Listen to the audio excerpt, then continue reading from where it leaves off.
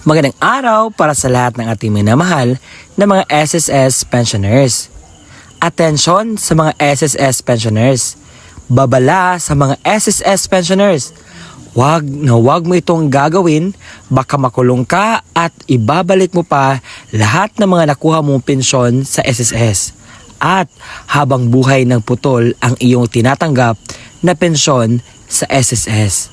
Ito yung mga do's and don'ts at maging careful po lahat ng mga senior citizen na hindi ito dapat gawin para naman sa inyong kapakanan.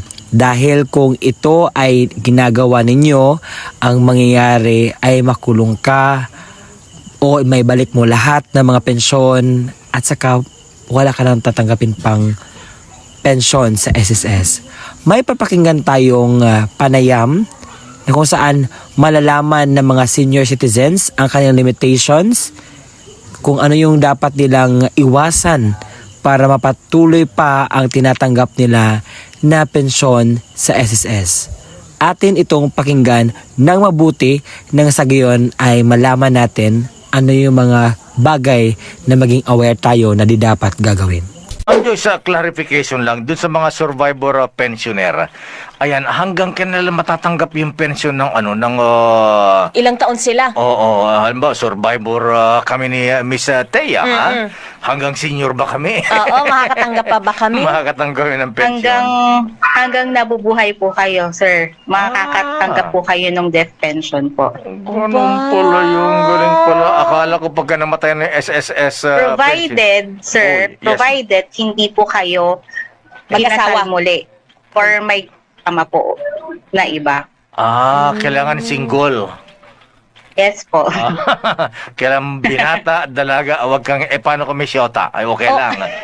Single naman ang pinag-usapan dito. Hindi naman nag-aasawa. bawal din po yun. Basta ano po, hindi po kayo nagsama Oh. Eh, or kinasal. paano kung nag-live-in?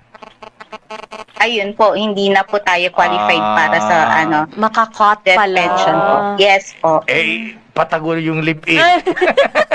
Mache-check niyo po ba yun? Talagang inalam lakay. Mache-check niyo po ba yun, Miss Joyce? Actually, ma'am, meron pong mga nagre-report. So, na-verify din naman po natin yan. So, meron a verification process on remarriage and cohabitation po. Ayun. So, kumbaga may nahuhuli din po tayo. Medyo delikado pa rin. Kaya mag-behave na lang tayo. Di ba, naman. lakay? Ano naman At po? saka po kasi, di ba po sa annual confirmation po, meron po tayong tinatanong po natin dyan kung kinasal ka ba ulit or may kinakasama ka. So, pag napatunayan po natin na nagsinungaling ka po, ayun, Pag kaso din po nautal-utal. kasi yun. Opo. Wala Yes na ang po. pensyon. Ayun. Liguwak ang pensyon.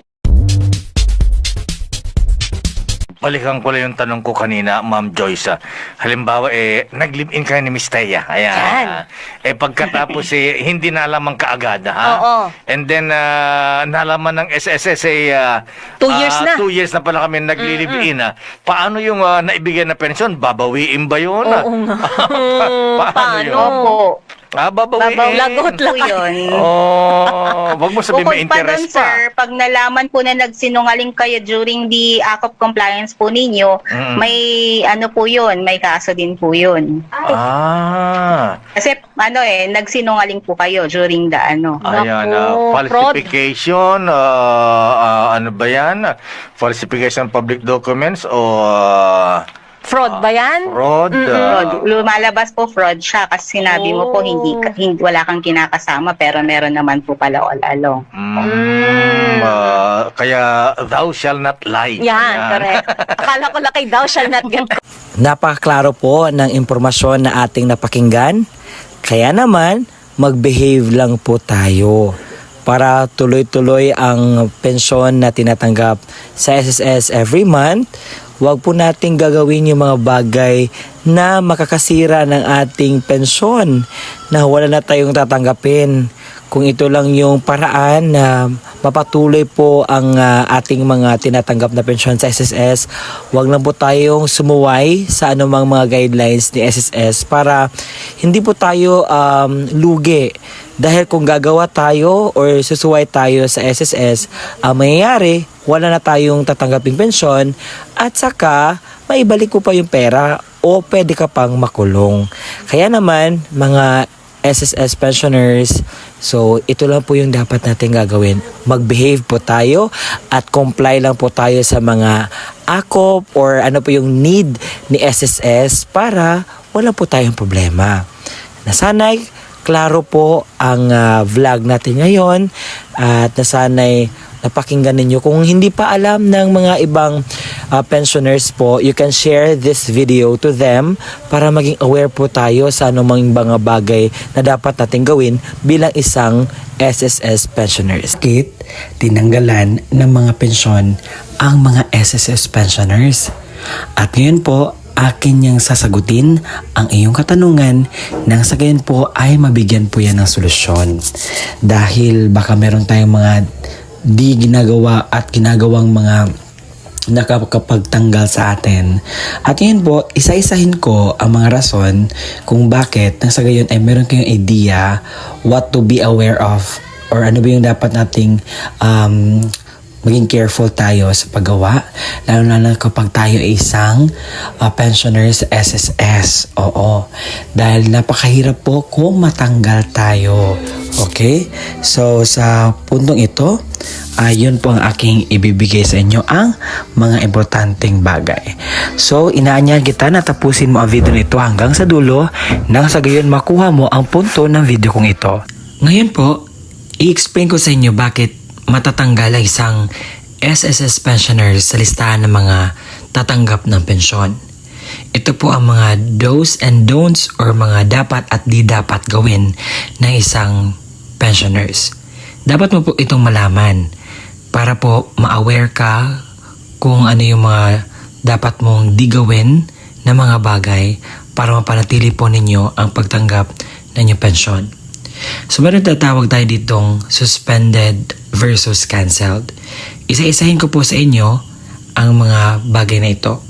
Kapag sabihin nating suspended, ibig sabihin temporarily hindi ka makakatanggap at cancelled yung hindi ka na talaga makatanggap. Explain ko sa inyo ang ano ba ang mga suspended na cases at cancelled na cases kung tayo po ay isang SSS pensioners. Ating talakayin. Uunahin muna natin ang suspended na mga cases. Kapag sabihin nating suspended, ibig sabihin pansamantala na hindi ka makakatanggap ng pensyon. Ano ba yung mga cases ng suspended na hindi ka makatanggap muna ng pensyon? Una, hindi ka nag-akop.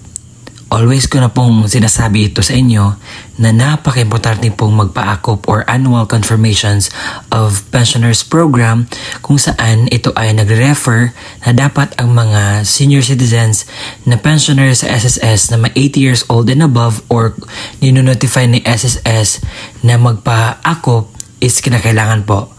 Ang ibig pong sabihin ng akop is i-update po ang data ng isang senior citizens para malaman po kung siya ay buhay pa or ano po ang update ng kanyang status. Pangalawa, pansamantala na hindi ka makatanggap na pensyon kapag may accused na patay ka na or may nagsasabing ikaw ay patay na. So kapag may nagsasabi sa SSS nag-report na ikaw ay patay na, so pansamantalang hindi ka po bibigyan dahil imbestigahan po yan ni SSS, alamin po ang totoo. Pero kung hindi totoo nga patay ka na, so dapat ikaw mismo pumunta sa SSS as mag-report ka at i-update mo ang iyong data. Pangatlo is yung may iniimbestigang na kaso. So kapag ikaw ngayon ay may iniimbestigang kaso pero hindi pa guilty, prove guilty or sabi-sabi lang yan, so ang ibig sabihin po natin is hindi ka po muna makatanggap ng pensyon sa SSS dahil kinakailangan pong i-resolve muna yan.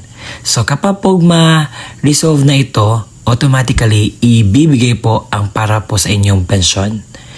At pang-apat, kapag hindi nakita ang iyong location or lugar kung saan ka na nakatira, o hindi ka nag-update sa SSS, at sa pagpunta ng mga SSS personnel ay wala pong alam kung saan ka na nakapunta, so that's the time po na isuspended muna or pansamantalang hindi ka po makatanggap ng iyo pong tinatanggap na pensyon sa SSS.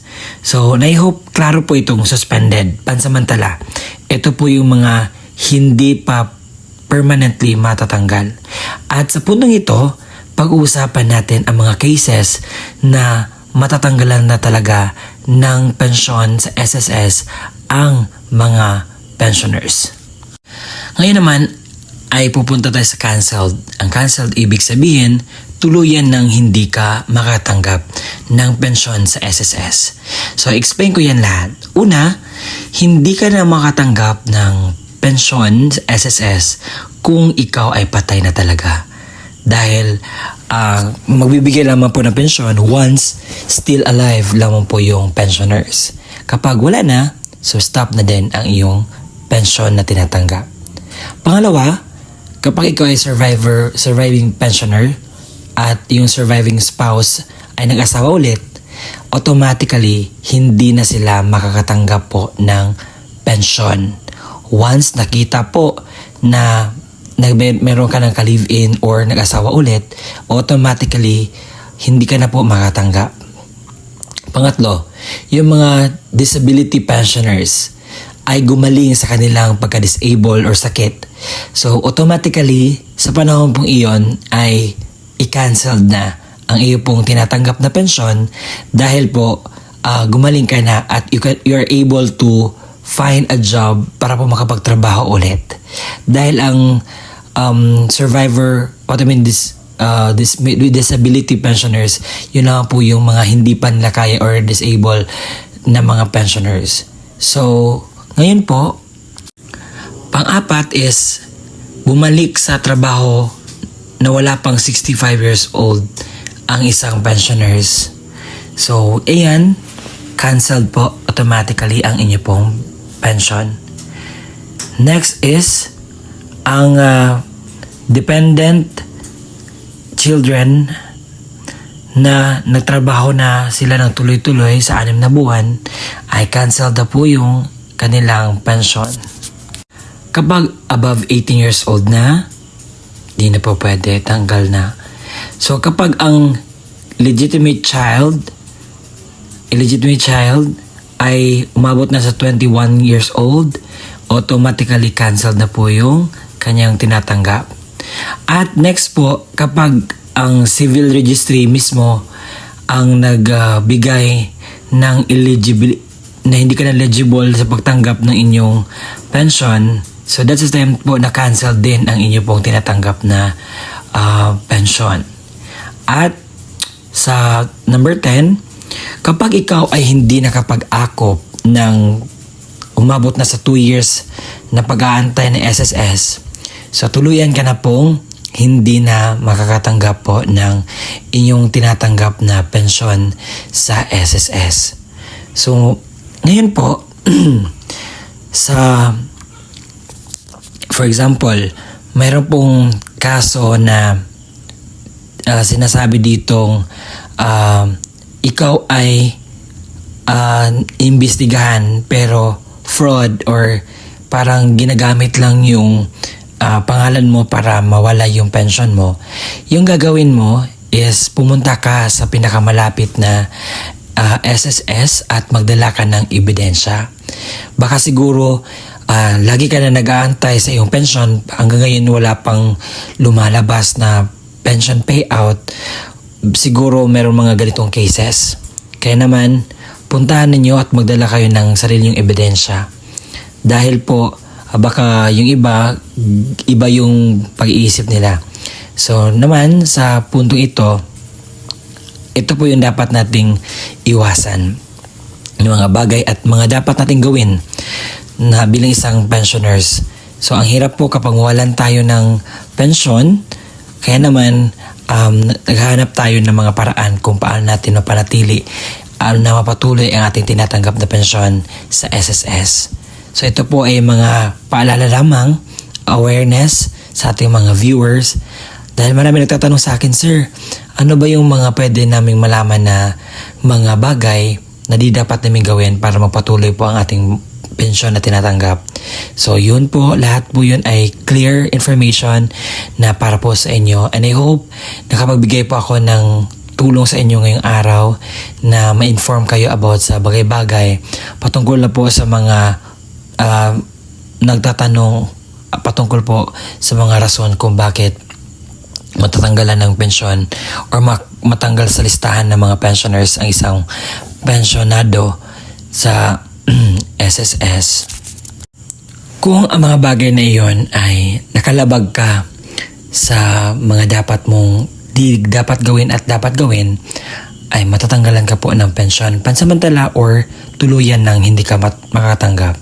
Kaya naman, dapat mo po maging aware ka sa iyong dapat gawin bilang isang pensioner sa SSS para po mapanatili ka sa listahan ng mga tatanggap ng stipend or payout, no? And that's it for tonight or today na maibahagi ko ang dapat ninyo malaman. So, be aware of your rights and do what is right that pleases the law or yung mga kung saan ka man nakadepende. Okay? So, hanggang sa susunod, kung nagustuhan mo ang ganitong content, paki-subscribe naman. Bye-bye!